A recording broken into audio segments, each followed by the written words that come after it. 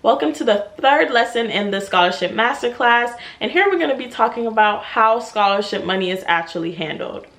This is such a big question and it's a great one, so if you have it on your mind, definitely don't feel like you don't know what you're doing, because this is something that I had to find out the hard way. So simply put, the way the scholarships are handled depends on what type of scholarship that you get. Remember earlier in this series, I was talking about the difference between outside scholarships and then scholarships that are awarded directly through universities, which are usually on a merit basis. In terms of the latter, which is scholarships which come directly from the educational institution, the money generally goes straight to the institution. So yes, you may win that scholarship, but it will be oftentimes used to reduce your cost of attendance as opposed to you being able to pocket it. So for instance, I won the MLK scholarship for NYU. Although it does offer you a grant to do summer research and such, the actual scholarship itself just covered the money that I would have had to pay the institution, as opposed to me pocketing, say if it was $30,000, as opposed to me pocketing that $30,000.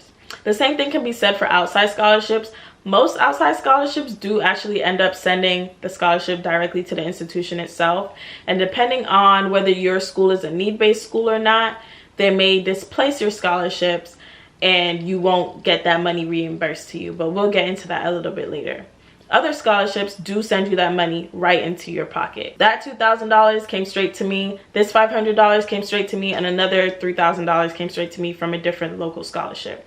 And that is why I really encourage you guys to apply to local scholarships, because they tend to look out for you the most. And if they do have a policy where they send the scholarships directly to the institution, they're more than likely to send it directly to you, as opposed to these big national scholarships which have actual policies in place so that they have to send the scholarships to the institution for tax purposes, reimbursement purposes, business purposes. It is also important to note that if you do get scholarship money directly dispersed to you and you can put it in your bank account, this money may be regarded as taxable income. So be sure to talk to your CPA or your tax advisor, whoever you need to talk to make sure that if you have to pay taxes on that money, you're doing so. Now, the fateful question: what happens to the excess scholarship money that you get? Do you get to pocket it? The simple answer is that honestly depends on the type of institution that you attend, as I was alluding to before. If you attend a need-based institution such as the Ivy League school like my own, the excess scholarship money will not be dispersed to you. Instead, the school will use your excess scholarship money to supplement the grant money that they would have given you as a part of your financial aid.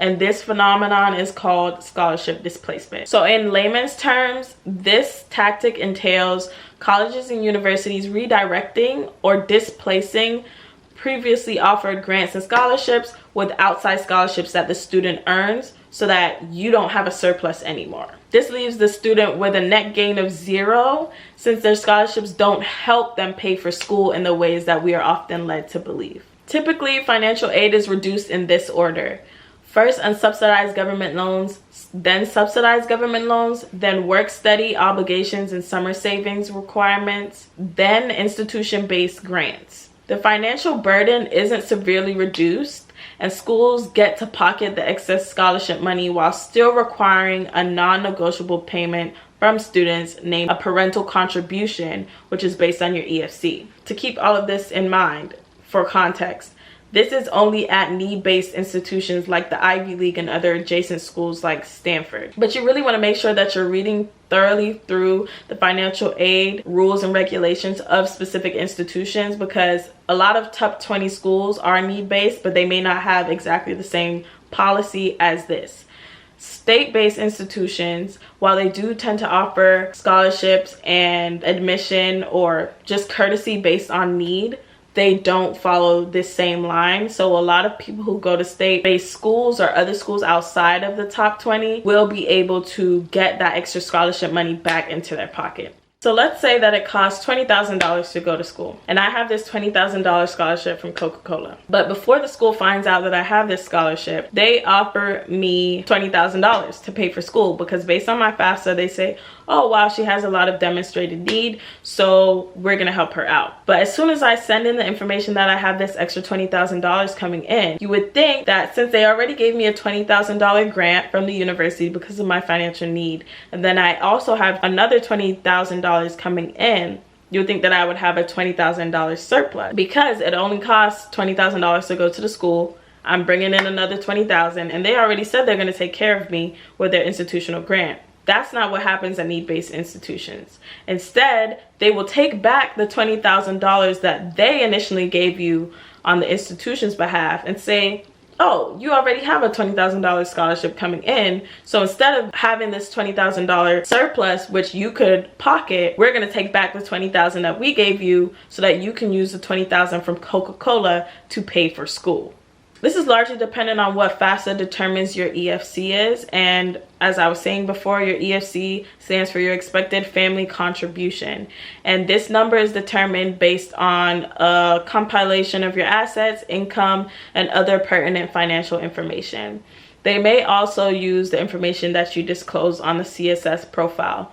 But we're not going to delve too deep into the financial aid side of things because, again, as I was saying before, this information varies largely from institution to institution. So the best thing to do is just pick up the phone and call whichever school you're interested in and ask them to walk you through how they handle scholarship. If you attend a need-blind institution, which is a school that offers your financial aid based on merit and not solely on financial need, scholarship displacement generally doesn't occur.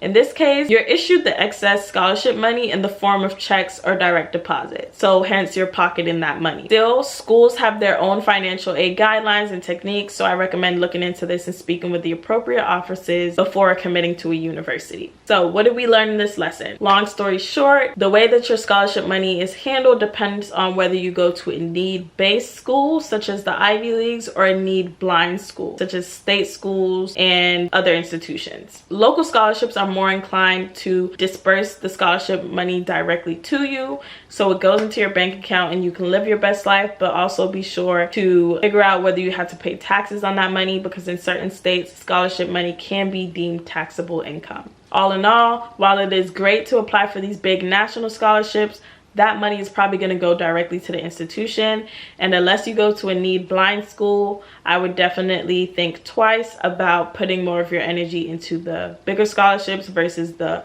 local scholarships, because you may not see that money depending on what your EFC is.